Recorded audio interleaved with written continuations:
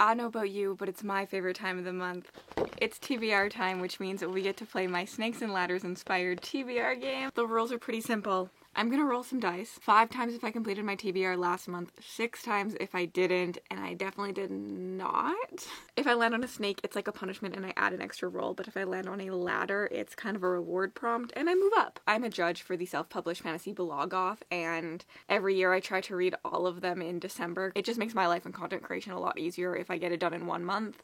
And December, I have a lot of videos coming out, so having a very set TBR typically works for me in December, because my posting schedule goes up to 3, sometimes 4 videos a week in December, because there's so much end of the year content that I want to get out to all of you. So you're gonna see me try to fit every SBFBO book in, because there is 9 that I have to read, and I typically read 8 to 12 books in a month. So this could be just a little bit stressful, but I feel like we can just get right on into it and go into my first roll of the game.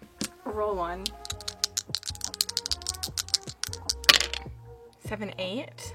1, 2, 3, 4, 5, 6, 7, 8. First up, we landed on human, and honestly, I should be a good person and I should put a SBFBO book on this list, but I have just been thinking about reading the next book in the Captive of Wool series so much that I think I have to put it on this list, because I think it'll be an easy audiobook to listen to at some point in December while I'm doing something, and I really just want to continue on in that series. It's 9 books long, so I need to continue. I need to use the momentum I have of loving book 1 and continue into book 2. This is a Why Choose romance following a girl who is saved, kind of. She is captive by a bunch of men, and they don't treat her very well, and she's saved by 3 other men, but also becomes their captive, but they treat her a lot better. They don't just put her in a cage, they don't abuse her, they give her free reign of the house, they're trying to feed her, they're trying to make her life as good as possible, but there's something special about her, so they do keep her captive still, but like, she kind of ends up falling in love with all of them, and these men are all wolf shifters. It's so much fun. This is by Eva Chase, and Eva Chase is becoming an auto-buy author for me. I just have been loving all of her stuff and her writing. Everything I pick up is so easy and bingeable, and I just have a really fun time with it. So I'm very excited to dive into this next book in this series and continue on with my Why Choose obsession that you're all seeing me adventure in. Roll 2. 5. 1, 2, 3, 4, 5. On our second roll, we landed on skip, which is a very, very nice prompt. It is one of those reward prompts. It means I just get to skip this. I don't have to put a single book on. It's essentially getting rid of an entire roll, and I feel very good about that this month, because trying to fit SBFBO books on, I think is going to be hard, even though I've already lost the plot and added a non-SBFBO book. Roll 3. 5 again. 1, 2, 3, 4, 5. Roll 3. We landed on spooky and our first snake, which means I have to add another roll to my TBR. At least Spooky is typically shorter than some of the other books I tend to pick. Spooky is a very quick read. For this one, I'm going to be putting You Better Watch Out by James S. Murray and Darren Wearmouth on this. I read The Stowaway from this author duo earlier this year and absolutely loved it and had so much fun with it that I cannot wait for this book. It's definitely one of my most anticipated, and it's a Christmas thriller, so I think it's gonna be perfect for this time of year, obviously, and I'm gonna have a lot of fun with it. We're following our main character, who the last thing she remembers is someone hitting her over the head. She wakes up in this small little like village town with a few other strangers. Also, it's 48 hours before Christmas, I should say. And they have to try and get out of this town while there's someone in there trying to kill them. Who doesn't want a Christmas slasher? Tell me that this doesn't sound like it's going to be great. And I just know it's going to be a lot of fun. The Stowaway was a lot of fun. It was action-packed. It had really good gore in it that wasn't like too over the top, but was definitely like still making you feel some sort of way. So I'm really, really, really excited for this one. Roll 4. 5 again? 1, 2, 3, 4, 5. Okay, on our 4th roll, we landed on Animal on the cover. I thought this one was gonna be hard, but there are actually 2 SBFBO books with Animal on the cover. I'm going to be putting The Tenacious Tale of Tana the Tender Sword on here. There's a little like parrot bird on the cover. I don't know why I'm zooming in on the screen like you can, like I'm zooming in on the cover. Okay, well, there's like a little parrot on the cover. This is a middle grade, which really surprised me that it made it into SBFBO. I'm not personally a middle grade reader or lover, so I'm very, very, very, very terrified of this one, but it's going to be quick and I'm excited to see why others love it. There have been a few middle grade that I have really enjoyed, but they have to be pretty top tier for me. Like Amari and the Night Brothers, I did give 5 stars as an adult. I really enjoyed it. So like there technically is a chance I will like this, but it feels very slim to me. But as a judge, I'm gonna put my judging goggles on and I'm going to give it the best review I possibly can. And you know what? I'm intrigued to see why it made it. And hopefully I will love it too. That's all I know about it. Honestly, I'm going into books for SPFBO pretty blind because I have to read them. So I feel like I don't really want to know a lot about them, because if I know more about them, I could be like, oh, that book is not really for me. And then I don't want to read it and I have to read them. So why put myself through that? Roll 5. 6. One better than a 5. 1, 2, 3, 4, 5, 6.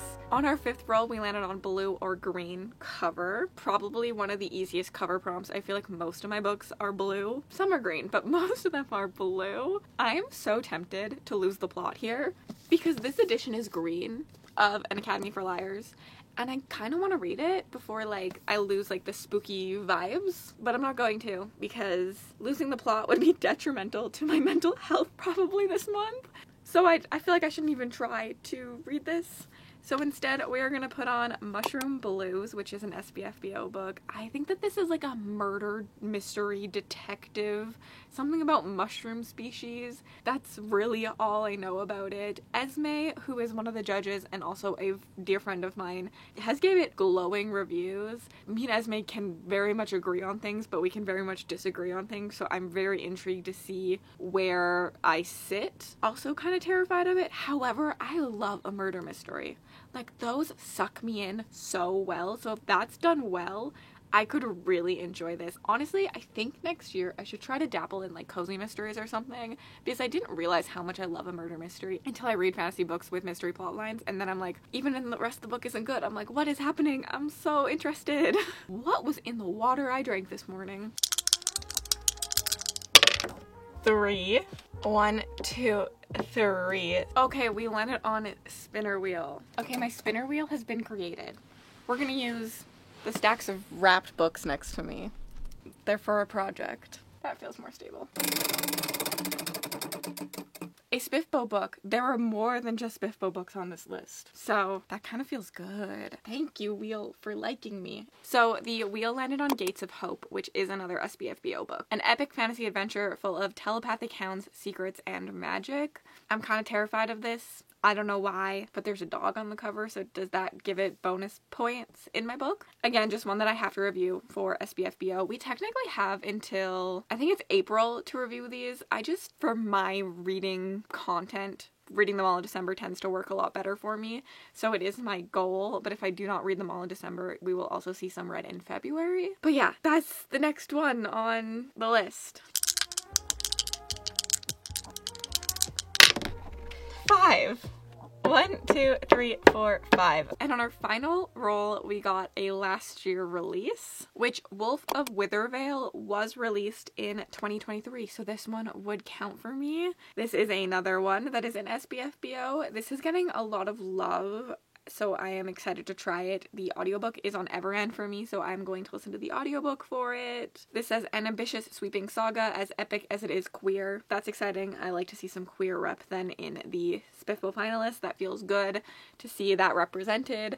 There are more things that I have to read than just these 7 picks. I guess 6 because one was a skip, because I have to read the rest of the SBFBO books. So the ones I didn't name are The Humane Society of Creatures and Cryptids, The Forest at the Heart of Her Mage, Runelight, By Blood, by Salt, and By a Silver Thread. Those all have to be read. We have a chunky batch of finalists this year, so I have my work cut out for me. And then I also do run a buddy read bi-monthly in my Patreon, and I will have to read that one as well. We are still voting for what exactly is winning. I think we have 2 contenders currently. We have to do a final round of voting. We are currently in between Empire, Flame, and Thorns, which is a romantasy with a deadly competition available on KU. or This Woven Kingdom, which is a YA fantasy that I've heard everyone screaming about. So those two are going to a final poll on my Patreon, which should be decided by this time this video goes up, but probably not by the time I edit this. So one of those will be buddy read with my Patreon. So in the end, I think I put 12 books on my TBR for the month. I think that's doable, as long as I don't lose the plot somewhere else. Let me know if you are reading any of the SBFBO finalists, or what you're just most excited about to read this month. If you made it all the way to the end of this video and you'd just like to leave me an emoji to say you were here, leave me a bird emoji, and have yourselves an absolutely remarkable day.